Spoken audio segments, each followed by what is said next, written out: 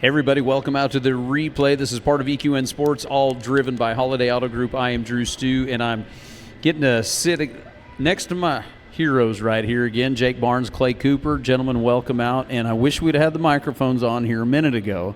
We're going to try to recreate that conversation we were just having because we're 3 rounds deep at the finals, and Jake, you and I were talking over there. We were just talking here. It's still anybody's ball game.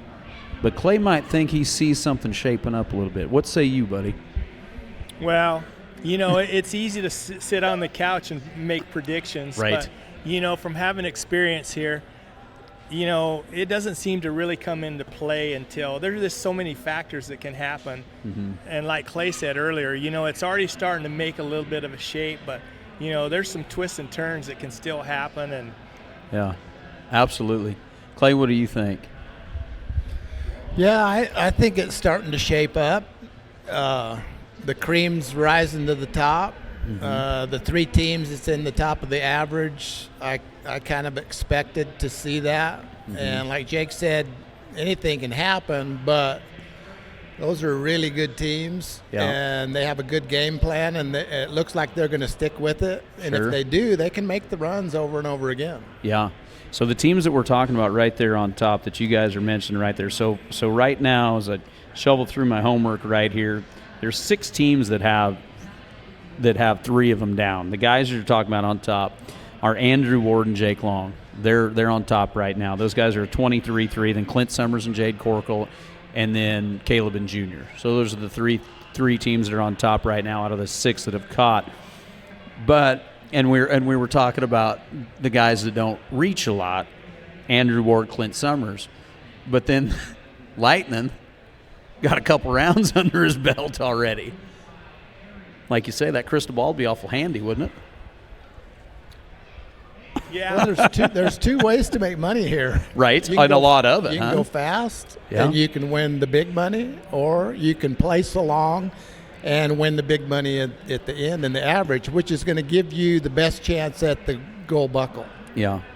So I have a question for you guys.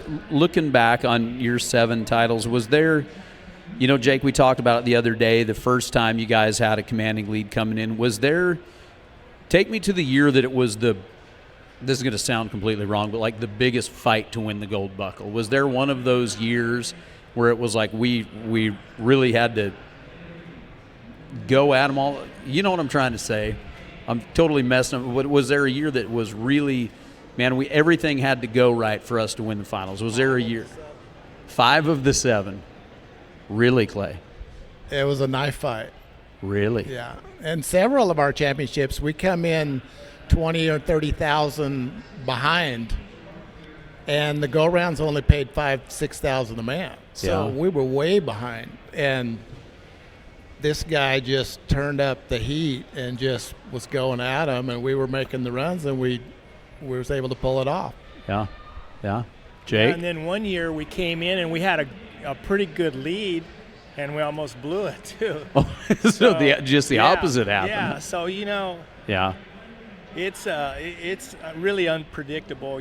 Sure. You go in with a game plan, but it just seems like the cookie can crumble real easy. Sure. And then you're behind the gun, and especially if you go out of the average.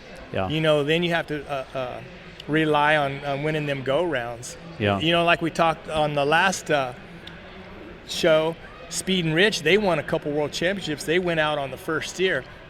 So that really opens the door up to, you know, throw caution to the wind because, you know, I don't know how long ago it's been that it was 3 loops.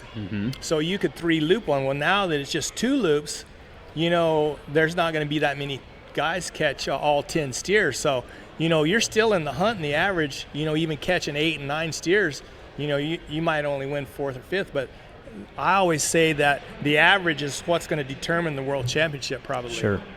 Well, right now we talked about that the other day. I mean, it's knocking on $100,000 to win the average now. That's a lot. That's a lot. That can shift things around right here. But we've got the guys right here that are sitting on top that were kind of in a couple of those top spots anyway coming in. So who knows, right? Who knows? It's going to be good team rope. So far, these first 3 rounds, it's been dang good watching. I think the first round the other night was as fun a team roping to watch as we've seen in a long time. Last couple rounds, same deal. I mean, one thing about it, the guys are roping phenomenal from top to bottom right now, and it's really, really good watching. So it's been real enjoyable from, like you say, being a fan of the sport. It's fun watching right now, that's for sure. You know, always in the past, you can kind of almost figure that there's going to be 2 go rounds that it falls apart. And huge advantage to go at the end, you know, to be able to see what's going on and maybe just go catch one and win 3rd or 4th, or 4th or 5th in a go round with a leg or a long time. Sure. Absolutely. Well, before we jump into this, Clay, I didn't know this until Jake told me the other day. So it's pretty cool that you guys back up there living together, or not living together, but living close by, getting a rope day in, day out. That's got to be fun. It was great watching you guys rope here the other day. That's got to be fun, huh, Clay? Yeah, about 5 years ago, Jake came up and spent the summer, and him and Tony liked it up there, and then they come back the next year, and they've been coming back every year, and then he bought a place and sold a place, and now he's going to build another place. He's horse trading just like old Jake does all the time. Jake, that is never going to change, is it, Jake? But it's been like old times because we rope every morning. Yeah. You know, we work at our roping. We enjoy our practice, and we're kind of prepared when we go somewhere. We feel like, you know, we've been roping, so we might be able to do it. I love it. It was fun. It was a great roping the other day. I mean, we were worried coming in here to the finale, of course, because of everything that was going on. But, man, the numbers sure seem good. It seems like there's people everywhere. And I know we probably say that all the time, but this morning for the horse sale and everything, there is people everywhere in this building right now. So I think we're in a really good place. And like I said, it's good seeing you guys roping together again. That's for sure. So, all right, let's jump right into it. I got to give Chelsea and her team a big plug here because I've been over there reading, and every night and every morning we follow. And you know those girls work so hard at what they do.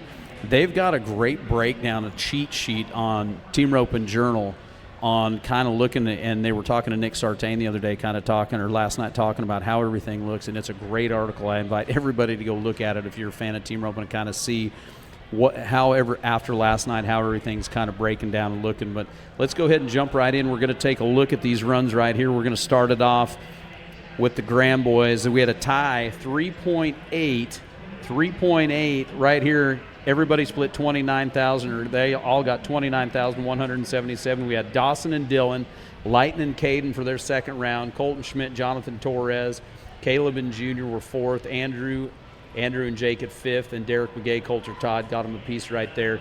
Let's jump right in. Let's go ahead and take a look at these rounds and see how it all went.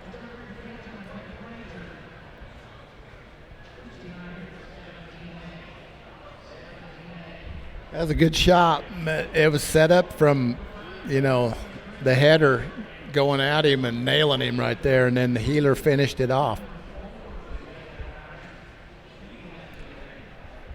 Well, there again, you know, we talk about guys that are out of the average. So, you know, as a header, you know, you back in there, I mean, you're gonna try to win first. Mm-hmm. You know, one of the things that happens too, though, being up towards the front, you make a really good run like that, you're kind of expecting to win the go-round. Sure. And then, you end up splitting the go-round 3 ways. Yeah. Or, you're 4 flat, 4, or whatever, make a great run, and then you end up winning the last hole. Yeah, yeah. Guys come at you right behind them. Well, these guys, they're sitting about 8th right now in the aggregate, but great run right here. I don't think one miss is gonna. If you can now come back and catch everything and make some smoking runs, I would 9 in the last couple of years has won 2nd or 3rd in the average on 9 steers. Yeah, so absolutely. you're not out of it, but you got to step it up now and you can't make no more mistakes. Right. All right, let's go ahead and we'll go on down. It's going to be Lightning and Caden right now. Holy smokes, Jake Barnes. How about that guy? Yeah, that's amazing. You got 3 guys that rope like that. Lightning, Dustin, Tanner. Yeah, Tanner. Yeah, I mean, those guys are so good, with the long game.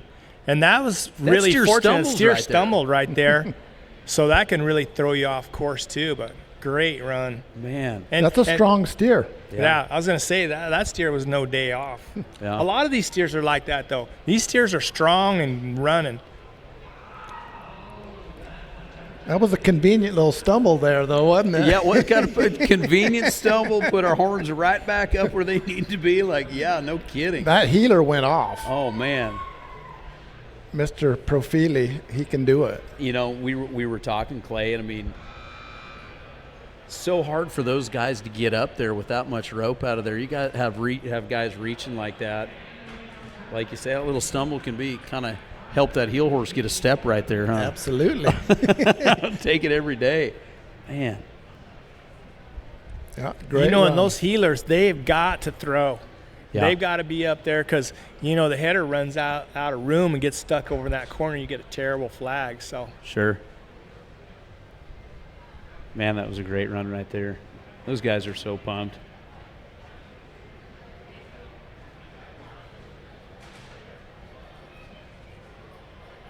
I like that Caden. That's a good kid right there, too. All right, here we go. Colt Schmidt, Jonathan Torres. Woo. That's just a textbook run right there. Just hit the barrier. He's not too far out because he got a good start. Gets it on him. His rope is really tight. Just rounds that steer out. Healer's in good position to get a good fast shot. Steer rose through the corner fast, so that made this snappy. Bam. That was a good heel shot right there. Yes, sir. Yeah. Man. And like Clay said, we talked about this before. The start's everything. He got a great start. He didn't reach a long ways, got him on a shorter rope. But that was one of the better steers also. Mm-hmm. Steer hung on the end of the rope, set him up fast, roped him fast. Great run. Well, he was pumped right there, wasn't he? Yes. He didn't watch Junior fall off, did he? That's dangerous to do that. It looked like he just about did anyway. God. Yeah, he about come out of the saddle. It wouldn't have mattered, though. Yeah. I love it. Right there. Whoa-bay. It's all I think he worth missed it. him out. Yeah, he did. All right, we'll watch this one more time. We'll go to Caleb and Junior next. So 3.38's coming to a 3.9 right here. Oh, boy. How about Caleb right there, Jake? Yeah. I Well, mean- that goes to show you, I think, the maturity of, Caleb. He wanted to be a reacher. Mm-hmm. That was a really good steer also. Sure. That was one of the better steers. But he run not close, but just stuck it on him, rolled him out of there. Yep. He got him around the neck. Steer took it really, really well around the neck. Straight as a string. Junior was Junior there.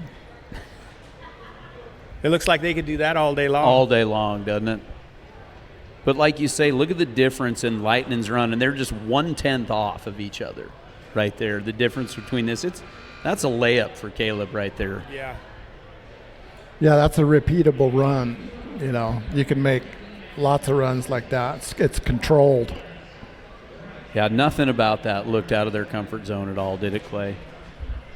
You know, we talked about this last time too. Caleb, he broke a little bit closer to the pin over there, stuck it on him. Yep. He actually kind of he throttled a little bit there at the line. He recognized the steer wasn't really going hard. And oh, yeah, you see him pull right there a little bit, don't you? Yeah, he pulled a little bit, got a great start. Yep. Got a great finish.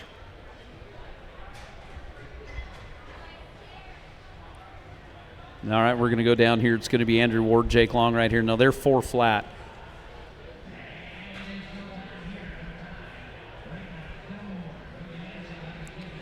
I like the way Andrew sets up the run. I mean, he has a lot of range.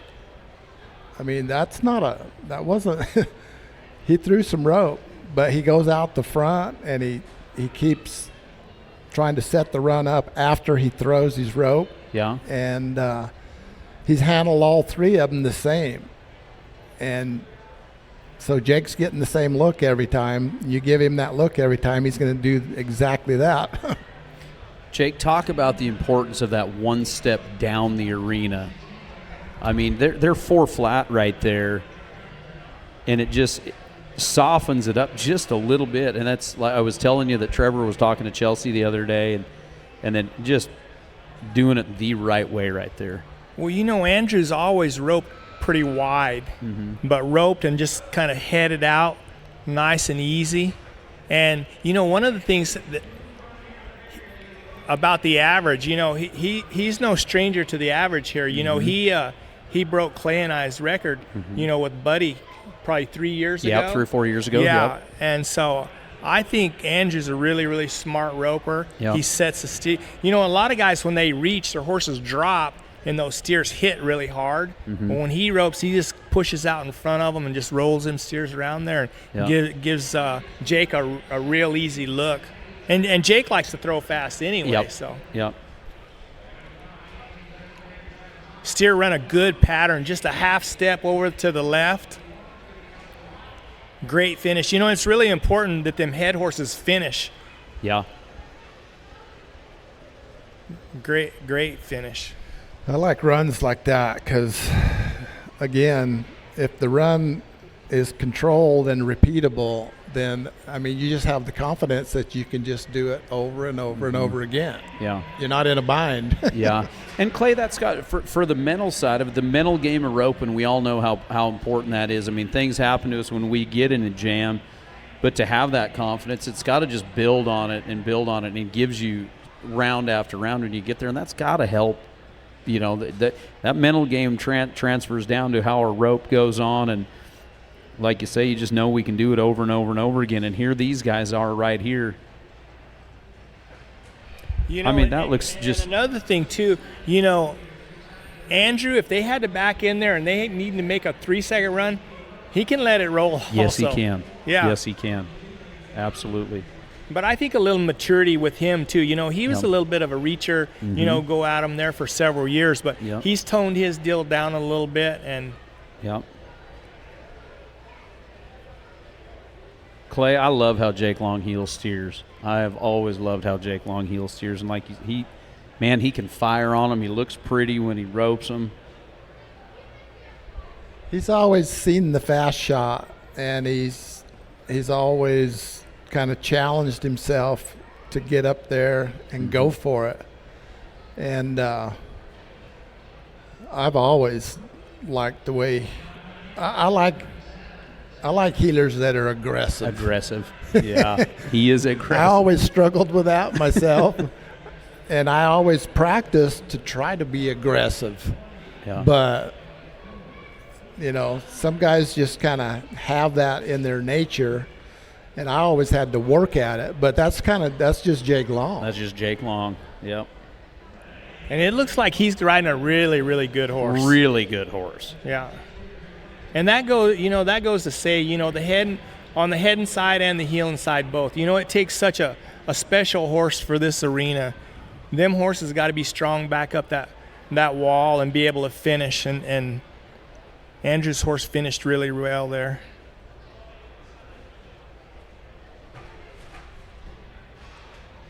I love it. All right, we're going to go down Derek Begay, Coulter Todd. These guys were 4.2. Cowboys. Really, it's a little bit deceiving because that run looked just as good as them other runs to me. Absolutely. Looked about the same, didn't it? Right. So sometimes the clock don't tell the story on the run. I remember years ago we split the round. Derek and I split the round with Jake Long, and I forget who he was roped with. Oh, maybe Coleman. And we were at the buckle deal, and they played it on the deal. And I said, right there, I said, you guys made a way better run than we did, but we had the same time and split the round. Yeah. And you kind of see that, Derek did what Derek does. I mean, he was a little late, but he made it up with his rope, and he spun one off right there, and Coulter was just right there over him, and wham. Yeah, Coulter, he might have got in there just a tick tight on that one. But like Clay said, man, actually that run looked a little faster than the other ones to me. Because there was a lot of finish. Yeah. When you get in deep, you can pull on your horse's head.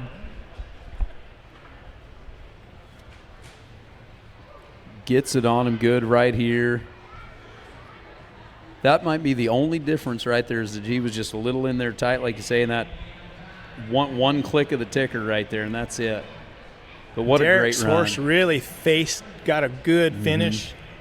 That's really important too. You get hung up over in that corner and don't get a good face. Yeah. Boy, those flaggers, they'll hold it on you for a minute. Yeah, yeah.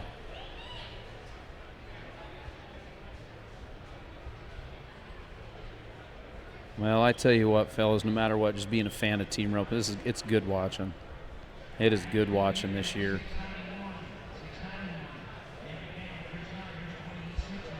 Well, those guys are sitting in there good. They got them that 4.2. So, man, great roping. 3.8 down to 4.2 in this one.